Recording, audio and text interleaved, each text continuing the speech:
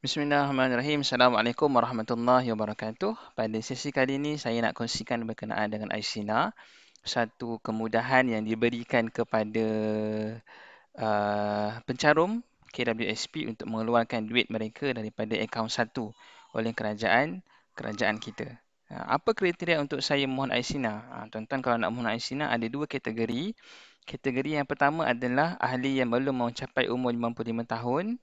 Maksudnya sudah tidak mencarum.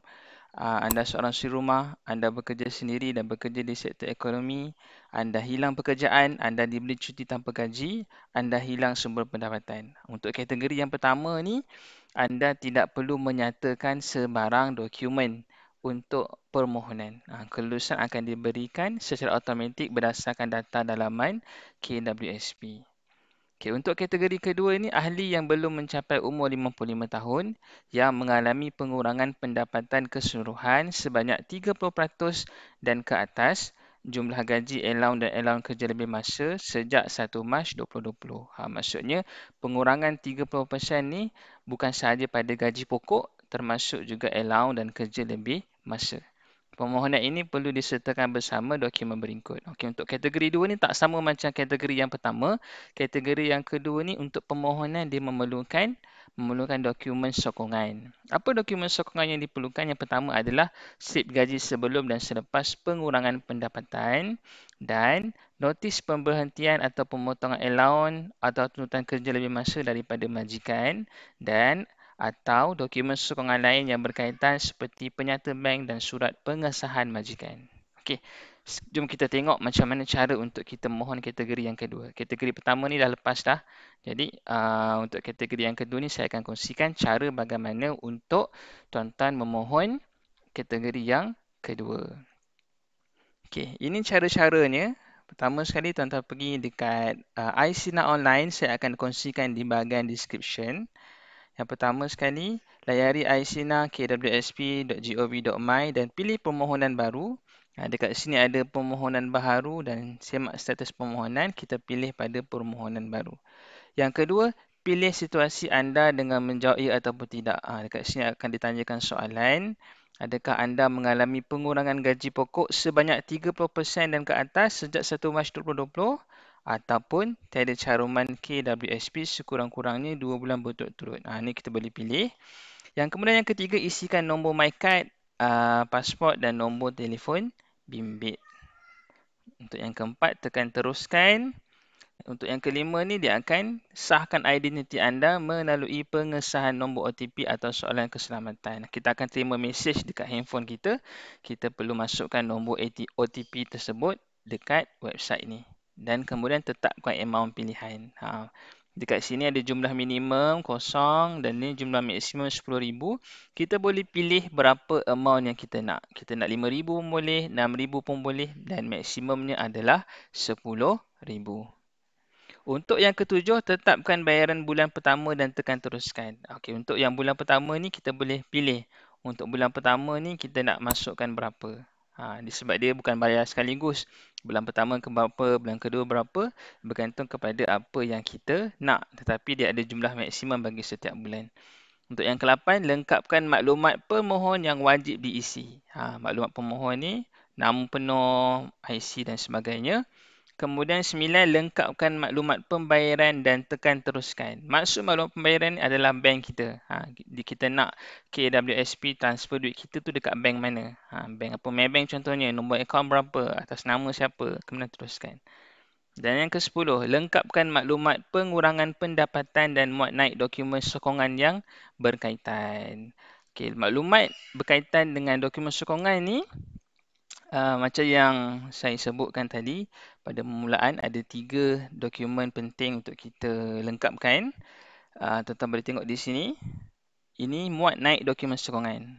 Dekat bahagian ni, maklumat pengurangan pendapatan. Mula-mula sekali, pendapatan sebelum pengurangan. Tuan-tuan letak di sini, berapakah jumlah pendapatan sebelum pengurangan. Pastikan jumlah keseluruhan yang dimasukkan tidak termasuk nilai bonus jika ada. Kemudian yang kedua, tekan pilih fail dan pilih dokumen slip gaji nilai tertinggi sebelum pengurangan. Kita letakkan slip gaji kita dekat sini, slip gaji yang sebelum pengurangan. Sebabnya letak slip gaji yang paling tinggi dalam tempoh 12 bulan tu sebelum kita dikurangkan gaji. Yang ketiga, tekan tambah fail untuk menambah kotak muat naik. Kalau ada fail yang lain untuk kita sertakan berkenaan dengan pemotongan gaji tu, kita boleh letak di sini.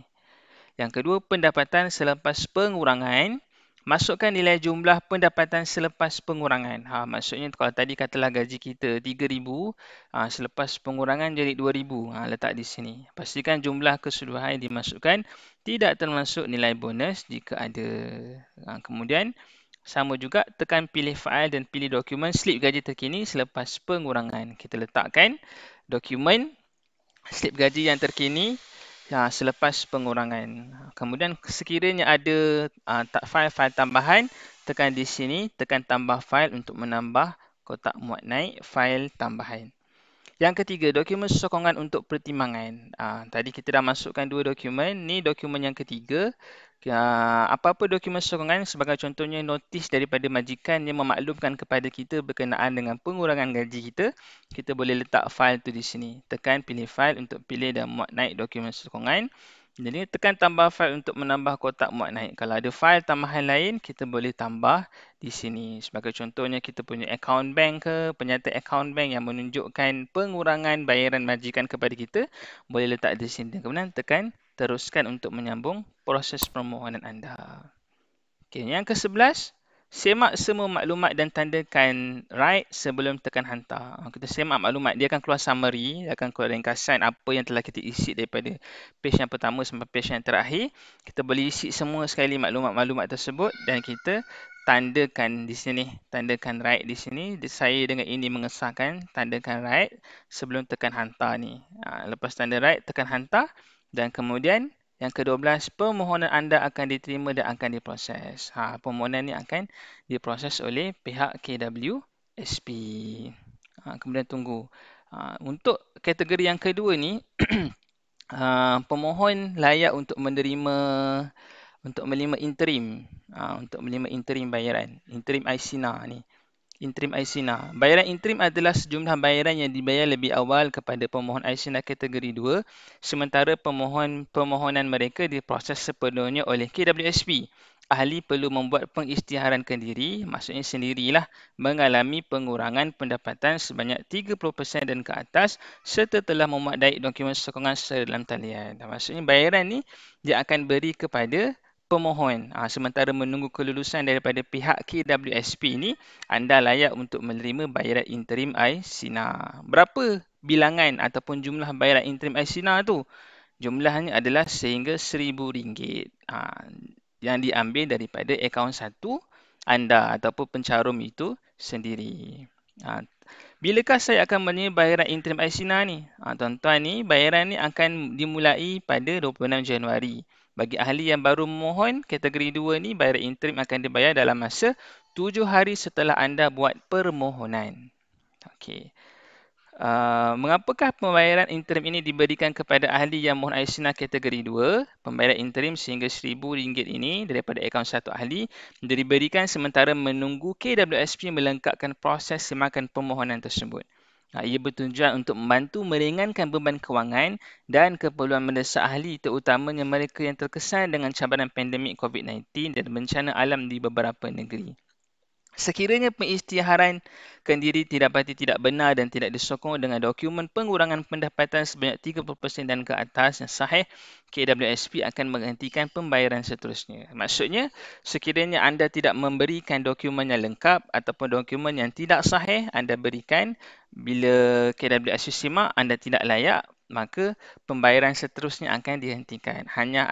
Anda hanya layak untuk menerima RM1,000 pembayaran interim daripada ICNA yang dikeluarkan daripada akaun 1 anda. Okey, bagaimanakah saya boleh menyemak status permohonan saya? Bilakah anda boleh menyemak status permohonan setelah anda submit permohonan anda tersebut? Kita boleh semak bila-bila masa sebenarnya. Semak bila-bila masa melalui laman web ICNA Online. Kalau tengok di sini, dekat bahagian page yang depan ni, dia ada permohonan baru dan semak status permohonan. Anda hanya perlu klik sahaja di semak status permohonan ini untuk menyemak status permohonan anda. Bolehlah nak cek setiap hari pun tak ada masalah, boleh cek. Nanti dia akan update permohonan anda, statusnya di situ. Bila dan bagaimanakah pembayaran Air saya akan dibuat? Untuk kategori 1, pembayaran pertama Air akan dibuat bermula pada 11 Januari 2021. Ini untuk kategori permohonan yang pertama ni. Dia adalah kategori permohonan yang kehilangan pekerjaan, yang dah lama tak mencarum, yang bekerja sendiri suri rumah. Ini untuk kategori yang pertama, tidak memerlukan sebarang dokumen tambahan. Untuk kategori yang kedua, seperti mana yang saya maklumkan tadi, adalah orang yang bekerja dan kehilangan pendapatan sebanyak 30%. Orang yang sebegini, bila mana kita buat permohonan, dalam masa 2 hingga 3 minggu selepas permohonan dibuat, anda boleh menyemak status kelulusan. Seandainya lulus, pembayaran akan dilaksanakan sebelum akhir bulan berikutnya. Katalah tuan-tuan apply pada bulan 1, maksudnya sebelum akhir bulan 2 tu, tuan-tuan akan dapat duit, tuan-tuan mengikut kelulusan yang telah diberikan. Pembayaran selebihnya akan dibuat secara bulanan mengikut jumlah dan tempoh permohonan anda. Seperti mana yang saya maklumkan tadi, dia tak akan bayar sekaligus RM10,000, tidak. Tapi dia akan bayar secara berperingkat selama 6 bulan. Bulan pertama berapa, bulan kedua berapa, 3, 4, 5 dan 6. Untuk yang keempat, bayaran akan dibuat mengikut kaedah bayaran pilihan anda sama ada secara pengkreditan terus ke akaun bank ataupun arahan bayaran PO yang perlu diambil di cawangan KWSP pilihan anda setiap kali menerima bayaran. PO ini hanya boleh ditunaikan di bank RHB. Ada dua pilihan, sama anda nak masukkan ke dalam akaun anda sendiri ataupun anda boleh ambil PO daripada cawangan KWSP dan lunaskan PO tersebut di bank RHB. Bilakah tarikh akhir saya boleh menghantar permohonan Air? Tarikh akhir anda boleh mohon permohonan Air adalah pada 30 Jun 2021. Sekiranya permohonan anda tidak diluluskan, anda boleh buat permohonan kembali sebelum berakhir 30 Jun 2021. Okay, semoga perkongsian saya ini beri manfaat kepada anda semua. Jangan lupa tekan button subscribe, like dan share. Semoga lebih ramai lagi yang mendapat manfaat. Assalamualaikum warahmatullahi wabarakatuh dan salam sejahtera.